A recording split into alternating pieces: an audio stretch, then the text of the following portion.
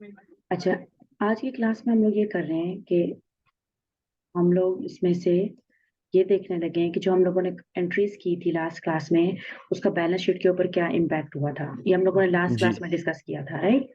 हमने देखा था कि जी हमारी पहली जो एंट्री थी उसमें क्या था, मालिक पैसा ऐड कर रहा था 1 लाख का।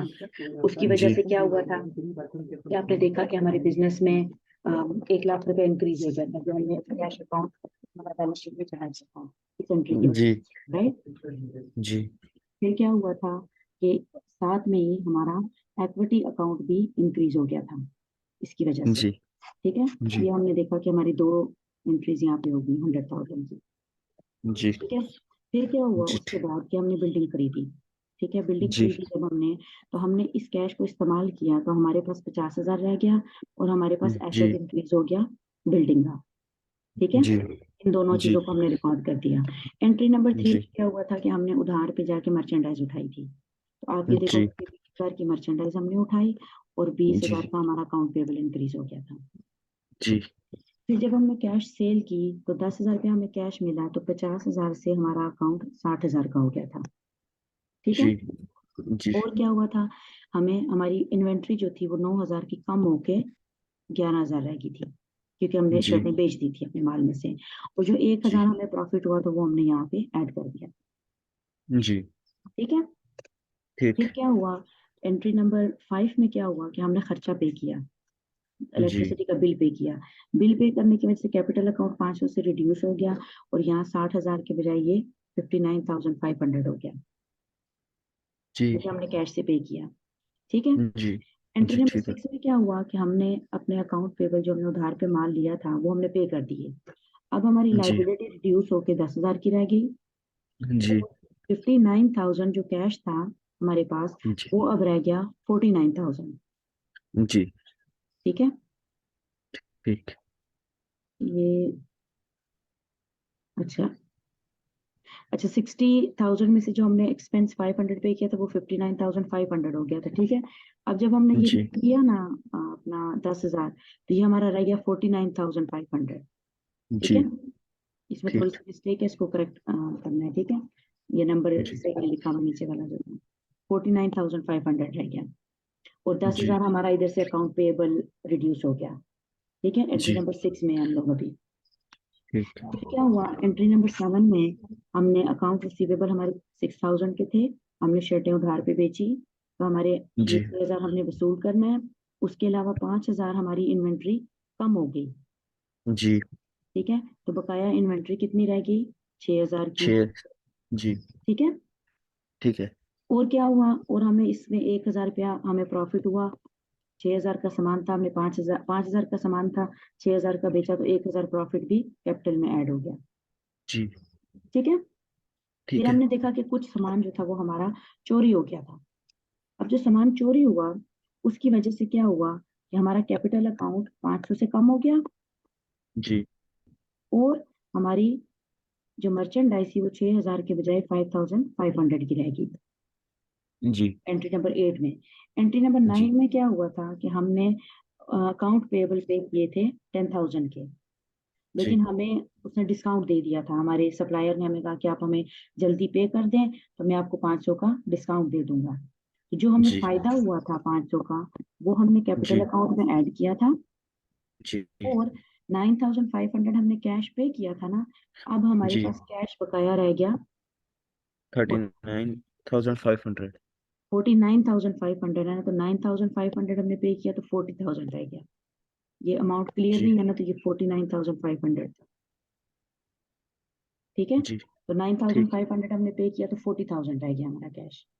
और जी क्या हुआ कि हमने, ये हमारे अकाउंट पेबल खत्म हो गए, ये जीरो हो गए, ठीक ये हमने सारे पे ठीक कर दिए। ठीक है। ठीक है और जो ठीक है 500 का फायदा हुआ वो कैपिटल अकाउंट में चला गया। अब देखो ठीक क्या है हुआ, एंट्री नंबर 10 में क्या हुआ।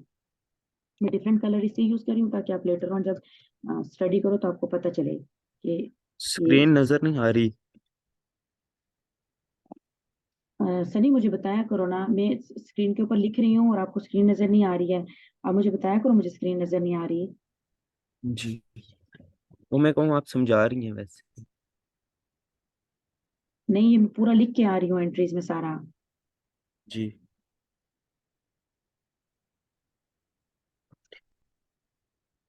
अच्छा, अब स्क्रीन नजर आ रही है?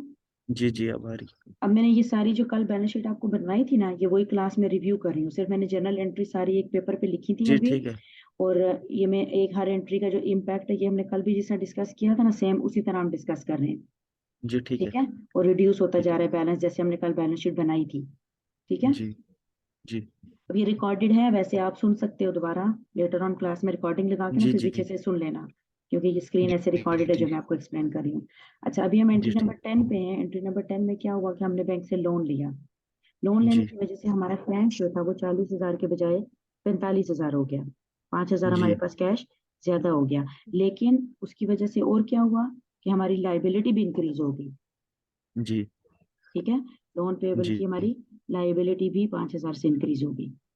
जी और फिर एट द एंड हमारी लास्ट ट्रांजैक्शन क्या हुई थी? लास्ट में हमारे पास क्या हुआ था कि हमारी जो इन्वेंट्री हमारे पास 5,500 की थी, वो सारी जल गई थी। जी ठीक है, जीरो हो गया था। और नेगेटिव 5,500 यहाँ से हमारा नुकसान हो गया था हमें, जो हमने कैपिटल अकाउंट को चार्ज कर दिया। जी जी जी ठीक है। ठीक। ये सारी एंट्रीज रिकॉर्ड करने के बाद देखो क्रेडिट साइड पे, पहले ये देखो कि इक्विटी पे पूरा क्या असर पड़ा। इस जी पूरे कैपिटल अकाउंट को क्या हुआ कि 1 लाख से हमने शुरू किया था, 100,000 से। ठीक है। जी 100,000 ठीक। में ऐड हुआ 1,000 रुपये का प्रॉफिट। जी 500 उसमें से जो हमने बिल पे किया, जी खर्चा। फिर हमें जी अनदर प्रॉफिट हुआ 1,000 का। फिर जी हमें 500 का एक नुकसान हुआ। 500 का हमें डिस्काउंट फायदा हुआ। और फिर हमें जी 5,500 का नुकसान हो गया इन्वेंट्री का। तो टोटल हमारे पास बच गया 96,000 कैपिटल अकाउंट जी का। जी ठीक है। ठीक। जब हम कैपिटल अकाउंट बैलेंस शीट में लिखते हैं ना, तो हम ये फाइनल अमाउंट लिखते हैं। हम ये जो पूरी ऊपर डिटेल है ना, ये वाली, ये हम बैलेंस जी शीट में नहीं लिखते। ठीक है। ठीक है। अब जो जी बैलेंस शीट साइड का टोटल क्या है? 96,000 का कैपिटल है और 5,000 की लाइबिलिटी है लोन जी की। तो टोटल कितना है? 100, 1,000, जी 1,01,000। जी ठीक है। जी डेबिट साइड पे देखते हैं कि क्या हो रहा है। डेबिट साइड जी की जो फाइनल रकमें हैं वो कौन कौन सी हैं? अब ये जो हमने सारा कुछ यहाँ पे कैलकुलेशन किया ना, जब हम बैलेंस शीट जी एक्चुअली बनाते हैं ना, तो बैलेंस शीट ऐसे नहीं बनती। जी ठीक है। बैलेंस शीट जो भी बनेगी ना, वो, एक मिनट में देखूंगा इसमें वो हाईलाइटर है। अब हमारे पास कैश की रकम ये वाली है। अरे इसमें हाईलाइटर नहीं है। मैं कलर कौन सा यूज करूं जिससे मार्क करूं? ऑरेंज कलर यूज करती हूँ। ओके। आप देखो कि कैश की हमारे पास फाइनल रकम बची थी 45,000 की। जी राइट। जी कैश हमारे पास इस रकम की बची 45,000 जी एट द एंड। मर्चेंडाइज हमारी जीरो हो गई थी। जी राइट। अकाउंट जी रिसीवेबल हमारे पास स्टिल 6,000 के पड़े हुए हैं। कैश ये हो जी गया। मर्चेंडाइज ये होगी। अकाउंट रिसीवेबल 6,000 की होगी और बिल्डिंग 50,000 की होगी। ठीक है। अब मैं देखती जी हूँ कि ये जी टोटल क्या ठीक। बनता है। 45,000 का हमारा कैश हो गया। जी इन्वेंट्री हमारी सारी जल गई थी। 6,000 का हमारे पास क्या जी हो गया? Account receivable. और 50,000 की हमारे पास बिल्डिंग हो गई। तो टोटल हमारे जी पास 1,01,000 रुपया डेबिट साइड पे भी हो 1 गया। लाख। ठीक है। जी अब ये मैंने क्यों बनाई है जी बैलेंस शीट पूरी एक पेज के ऊपर? इसको बनाने का पर्पज ये था कि आप इस सारी एंट्रीज को एक जगह पे देख सको। आपको नजर आए कि सारा जो, जी ये जो हमने एंट्रीज की है ना, बेसिकली ये हमारे बिजनेस की ट्रांजैक्शंस हैं। ट्रांजैक्शन क्या होता है? जब मैं आपसे ये जी क्वेश्चन पूछूंगी ना कि ट्रांजैक्शन क्या होता है, तो आपने मुझे ये कहना है कि जो भी हम लेन देन करते हैं, कुछ खरीदते जी हैं, कुछ बेचते हैं, कोई बिल अदा करते हैं, हमें कोई नुकसान होता है, कोई माल हमारा चोरी हो जाता है, तो ये बिजनेस की ट्रांजैक्शंस हैं। जी ठीक है। बिजनेस ट्रांजैक्शंस को हम, स्टेप नंबर 1 क्या होता है कि हम उनको जर्नलाइज करते हैं। जी जर्नलाइजिंग हमने जी याद, जब डेफिनेशंस की थी तब भी हमने ये पढ़ा था। जर्नलाइजिंग का मतलब क्या है? कि एंट्रीज करना। जी ठीक है। उसके जी बाद हम इनको, हम लेजर में रिकॉर्ड करते हैं। लेजर जी के बाद एंड पे जाके हम लोग इनको, लेजर के बाद ट्रायल बैलेंस बनता है। ट्रायल बैलेंस के बाद हम आगे स्टेटमेंट्स बनाते हैं। और स्टेटमेंट्स क्या जी होती हैं? जो इनकम स्टेटमेंट बनती है और बैलेंस शीट बनती है, ये इंफॉर्मेशन यूज करके। ठीक है। ठीक है। अभी मैं आपको बैलेंस शीट का ये स्टेप इसलिए लास्ट वाला बता रही थी ताकि आप कनेक्ट कर सको कि हमारी एंट्रीज किस तरीके से यूजफुल हैं बैलेंस शीट बनाने में। और अगर हमारी एंट्रीज सही नहीं होगी ना, तो हमारी जी बैलेंस शीट भी सही नहीं बनेगी। अभी आपने जी देखा ना कि कुछ चीजें डेबिट पे रिकॉर्ड हो रही हैं, कुछ क्रेडिट पे रिकॉर्ड हो रही हैं। अगर एक चीज भी उसमें से मिस हो गई तो वो हमारी बैलेंस शीट बैलेंस नहीं होगी। जी राइट, देखा ना आपने अभी। जी जी जी तो अभी जो हमारी बैलेंस शीट बनी, जो हमने फाइनल बिजनेस जो बैलेंस शीट बनाते हैं, वो इस तरह से बनाते हैं कि वो सिर्फ कैश लिखेंगे और उस पर फाइनल जो अमाउंट है 45,000 की वो आएगी। मर्चेंडाइज कुछ भी नहीं है, तो कुछ भी मर्चेंडाइज का अकाउंट ही नहीं होगा बीच में। अकाउंट रिसीवेबल 6,000 होंगे और बिल्डिंग जो है वो 50,000 होगी। और क्रेडिट जी साइड में सिर्फ लोन लिखा हुआ होगा 5,000 का। जी और जी कैपिटल अकाउंट है वो 96,000 का लिखा हुआ होगा। बाकी कोई डिटेल जी आपको जो चीजें हैं ना वो बैलेंस शीट से नहीं मिलेंगी। अब अगर जी बैलेंस शीट आप उठाते हो किसी बिजनेस की, आपको क्या पता चलता है कि दिसंबर 31 को बिजनेस के पास क्या क्या था, अभी क्या क्या रह जी गया बकाया। जी बैलेंस शीट आपको ये नहीं बताएगी कि अकाउंट पेबल आपके साल के शुरू में 20,000 के थे, 10,000 आपने फला दिन पे किए, 10,000 फला दिन पे किए और अब बकाया अब खत्म हो गया आपके अकाउंट से। आप अगर इस जी। बैलेंस शीट को देखोगे तो आपको पता चलता है कुछ अकाउंट पेबल के बारे में? कुछ अकाउंट नहीं पता पेबल। चलता ना। नहीं नहीं पता नहीं। चलता ना, क्योंकि वो थे और खत्म हो गए।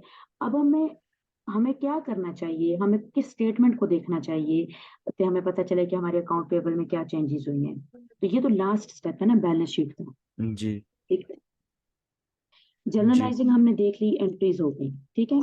जर्नलाइजिंग के बाद एक स्टेप होता है लेजर अकाउंट। जी अब लेजर अकाउंट आपको क्या बताता है? हर जी अकाउंट का लेजर अपना बनता है। कैश का अपना लेजर बनेगा, जी कैश जी का अपना लेजर बनेगा, मर्चेंडाइज का जी अपना लेजर बनेगा, अकाउंट रिसीवेबल का अपना लेजर बनेगा। और लेजर होता क्या चीज है? इसी एक अकाउंट के अंदर, मिसाल के तौर पे मैं आपको कैश का लेजर बनवाती हूँ। कैश जी अकाउंट के अंदर, ये इसकी डिटेल हम लेटर ऑन लर्न करेंगे, मैं अभी सिर्फ नंबर्स एंटर करूंगी, बाकी डिटेल आपको नहीं बता रही कि ये बनता कैसे है। कैश का जी लेजर क्या है? कैश अकाउंट का, ये देखो साल के जी शुरू में हमने शुरू किया था 1 लाख से। जी ठीक है। जब भी जी कैश इंक्रीज होगा बिजनेस में तो वो डेबिट होगा। जी राइट। जब भी कैश जी डिक्रीज होगा तो वो क्रेडिट होगा। ये बात हमने लर्न जी की थी। जी अब जब हमने बिल्डिंग खरीदी 50,000 की तो हमारा कैश कम हो गया। जी फिर उसके बाद हमारे हमारे कैश की क्या ट्रांजैक्शन हुई कि हमने सेल की थी, उसकी वजह से हमें 10,000 रुपया मिल गया। तो ये जी कैपिटल की वजह से आया था, ये बिल्डिंग की जी वजह से गया, जी ये सेल हुई थी उसकी वजह से आया। जी ठीक है। उसके बाद फिर हमने 500 का कैश पे किया था जो हमने एक्सपेंस पे किया, इलेक्ट्रिसिटी का बिल। उसके बाद हमने 10,000 रुपया पे किया अकाउंट पेबल का, जो हमने अपना लोन पे किया, अपना उधार पे जी किया। फिर जी हमने अकाउंट रिसीवेबल, जब हमने उधार पे सेल की तो हमें कुछ नहीं मिला, कैश नहीं मिला, जी तो उसका हमारी जी कैश के ऊपर कोई इम्पैक्ट नहीं हुआ। जब जी हमारी चीज कोई चोरी हो गई उसकी वजह से भी हमारे कैश के ऊपर कोई इम्पैक्ट नहीं हुआ, कैपिटल के ऊपर हुआ, मर्चेंडाइज के ऊपर हुआ। फिर जी हमने पे किया 9,500 जो हमने डिस्काउंटेड वैल्यू पे की थी अपने अकाउंट पेबल की। फिर हमने क्या किया कि लोन हमने लिया बैंक से, तो हमारे पास जी 5,000 आया। ठीक है। जी ये हमने बिल पे किया था, ये हमने अकाउंट जी पेबल पे किया था, ये भी हमने अकाउंट पेबल पे किया था डिस्काउंट के ऊपर। जी ठीक है। फिर उसके बाद जी लास्ट पे क्या हुआ आखिरी एंट्री में कि हमारा जो सामान था वो जल गया। जल गया। और जलने की वजह से जी हमारे कैश के ऊपर कोई फर्क नहीं पड़ा। जी हमारा कैश अकाउंट, उसकी वजह से कौन कौन से अकाउंट के ऊपर फर्क पड़ता है जब सामान जल जाता मर्चेंट है? तो मर्चेंडाइज, मर्चेंडाइज मर्चेंडाइज के ऊपर और फर्क पड़ता कैपिटल। है और कैपिटल के ऊपर फर्क पड़ता है। अब आप देखो कि जी कैश अकाउंट में हुआ क्या। कैश इंक्रीज कब कब हुआ? कैश इंक्रीज हुआ जब मालिक ने पैसा दिया बिजनेस को, जी तो कैश ज्यादा जी हुआ। हमने जब जी सेल की तो हमारे बिजनेस में कैश ज्यादा हुआ, जो कैश सेल थी। जब हमने लोन लिया तो हमारे बिजनेस में कैश ज्यादा होगा। जी ठीक है। कैश कम जी कैसे होता है बिजनेस से? जब हमने कोई बिल्डिंग खरीदी तो हमने कैश पे जी किया, हमने बिल जी पे किया, हमने अपना उधार पे किया। इन सारी चीजों की वजह से हमारा कैश अकाउंट कम हो गया। जी अब अगर आप बिजनेस की बैलेंस शीट उठाते हो और आप देखते हो कि कैश तो 45,000 का है, आपको जी इंफॉर्मेशन नहीं मिल रही, आपको नहीं पता कि ये 45,000 कैसे हुआ, इसमें जी क्या इंक्रीज हुआ, क्या डिक्रीज हुआ, क्या हुआ, आपको नहीं पता चलता। लेकिन जी अगर आप लेजर उठाते हो कैश का, ये जी कैश का लेजर है, ये जो मैंने अभी बनाया है ना, ये कैश का जी लेजर है। जी इसको देख के तो आपको पता चलता है ना कि साल के दौरान कैश किस वजह से ज्यादा हुआ और किस किस वजह से कम हुआ। जी जी ये देख के पता चल रहा है आपको। जी अब देखो हमारे पास टोटल जो डेबिट साइड का टोटल था वो कितना है, जी 1,10,000 और 5,000, कितना बन गया टोटल, 1,00,000, 1,15,000। 1,15,000। क्रेडिट जी साइड का टोटल कितना है, हमने खर्चे कितने पे किए, 50,000 की बिल्डिंग थी, 10,000 अकाउंट पेबल थे, 70। 60, और जी भी ये 70। 70 हो गया टोटल। तो जी टोटल ये जो हमने पे किया ये हमने इस्तेमाल किया 70,000 का। जी तो 1,15,000 में से 70,000 हमने इस्तेमाल कर लिया, ठीक जी है। तो डेबिट जी और क्रेडिट हमेशा हमने इक्वल रखने होते हैं। जी इसका मतलब है कि हमारे पास जो बैलेंस फॉरवर्ड होगा, मैं ये देखूंगी कि आपके बुक के अकॉर्डिंग ये कैसे बनाता है, ठीक है। जी जो हम कैरी जी फॉरवर्ड करेंगे कि हमारा बैलेंस जो नेक्स्ट ईयर में हमारे पास बकाया है वो 45,000 का है, इसी जी वजह से ये दोनों रकम टोटल होके 115 बनता है। तो ये जो हम जी 45,000 है बीच में, ये बैलेंसिंग अमाउंट इसको कहते हैं। जी इतना कैश हमारे पास बेसिकली बच गया, जी ठीक है। जी और किसी भी चीज का जब आप लेजर अकाउंट उठाओगे ना, तो उस लेजर अकाउंट से आपको सारी इंफॉर्मेशन सिर्फ उसी अकाउंट की पता चलती है। अब देखो ये कैश का लेजर है ना, तो कैश के लेजर से जो कुछ कैश के साथ ड्यूरिंग द ईयर हुआ आपको वही पता चलेगा, आपको और किसी चीज का नहीं पता चल रहा। अब देखो सिर्फ इस एक अकाउंट बैलेंस शीट का, ये जो एक अकाउंट है ना 45,000 का, इसके पीछे कितनी डिटेल है। हेलो,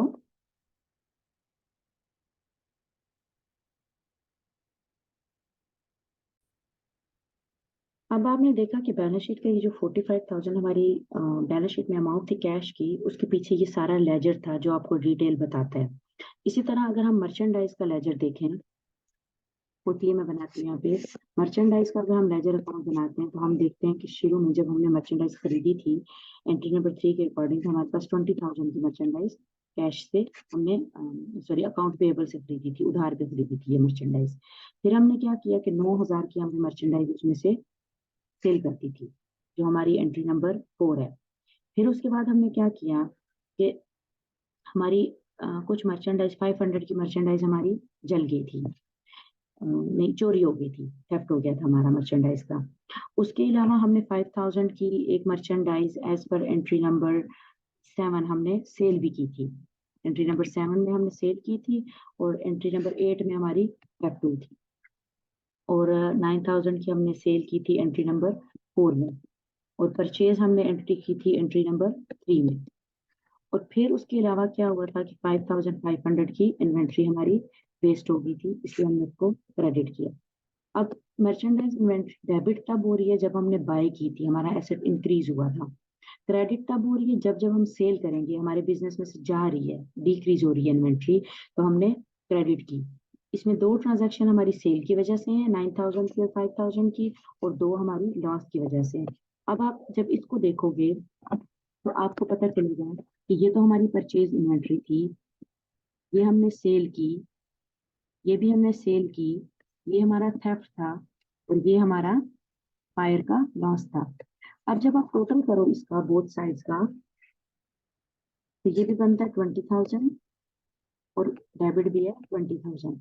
तो लेजर को देख के आपको ये पता चलता है कि हमारे किसी एक अकाउंट को, इन्वेंट्री को ड्यूरिंग द ईयर, किसी मर्चेंडाइज को ड्यूरिंग द ईयर क्या फर्क पड़ा, उसमें क्या क्या चीजें इंक्रीज हुई, क्या क्या चीजें डिक्रीज हुई उसमें से।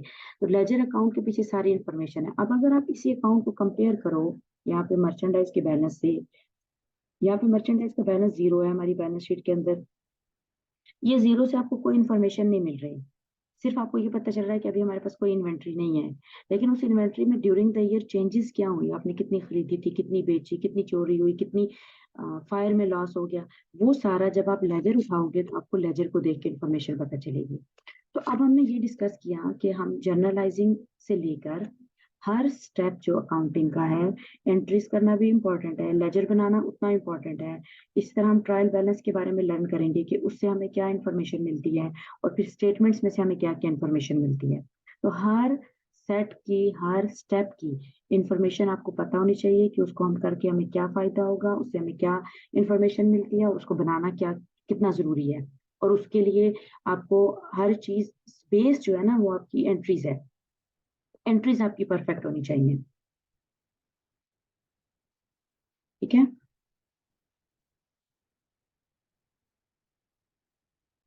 आपने मुझसे क्वेश्चन किया था कि आपने जो आप मुझे बता रहे थे कि वो बैलेंस शीट है, मैंने आपको कहा था कि वो आपकी बैलेंस शीट नहीं है, राइट, वो आपकी अकाउंटिंग स्टेटमेंट है।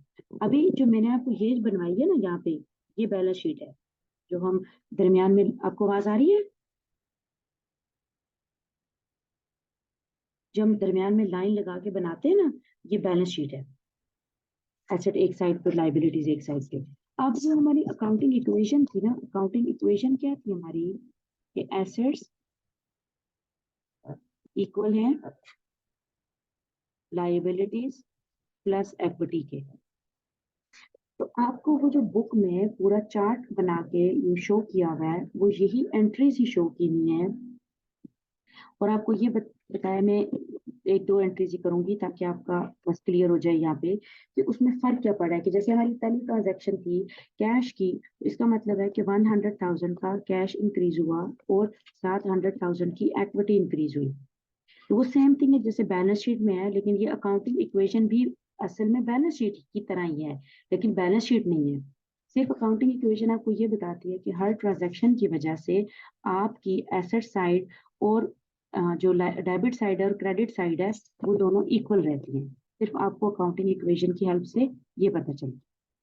तो अकाउंटिंग इक्वेशन खाली आपको ये बता रहा है कि आपके एसेट साइड पे और लाइबिलिटी साइड पे क्या चेंजेस आ रही हैं। फिर जब आपने बिल्डिंग खरीदी तो आपको 50,000 की बिल्डिंग इंक्रीज हो गई और कैश में से 50,000 कम हो गया। और फिर जब आपने मर्चेंडाइज खरीदी तो आपके पास 20,000 की मर्चेंडाइज ज्यादा होगी, और लाइबिलिटी साइड पे 20,000 आपकी अकाउंट्स पेबल ज्यादा हो गए। तो इस तरह से ये इक्वेशन जो है ना वो आपको इम्पैक्ट खाली शो कर रही है कि आप देखें कि एक एंट्री का अकाउंटिंग इक्वेशन के ऊपर क्या फर्क पड़ता है, डेबिट साइड पर क्रेडिट साइड पे क्या चेंजेस आती हैं। इज द सेम थिंग जैसे हम बैलेंस शीट करते हैं, लेकिन बैलेंस शीट चूंकि बहुत एंड का स्टेप है, इसलिए वो भी आपकी बुक में डिस्कस नहीं हुआ। मैं सिर्फ आपको एक ओवरव्यू देना चाह रही थी कि आपको हर चीज का पता हो कि एंट्रीज क्या है, लेजर क्या है, उसके बाद ट्रायल बैलेंस बनता है, फिर उसके बाद जाके स्टेटमेंट्स बनती हैं, ताकि आप उसको पूरा एक अंडरस्टैंड कर सको, आपके माइंड में पूरा मैप हो। ठीक है।